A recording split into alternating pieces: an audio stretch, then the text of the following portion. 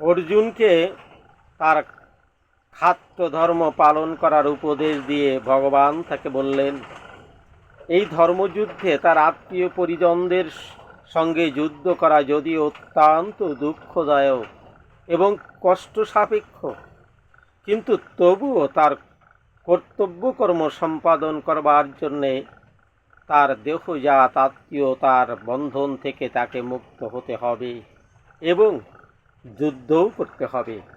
শ্রী চৈতন্য মহাপ্রভু 24 বছর বয়সে সন্ন্যাস গ্রহণ করেন। ঘরে তখন তার যুবতী স্ত্রী এবং বৃদ্ধা মাতা ছিলেন।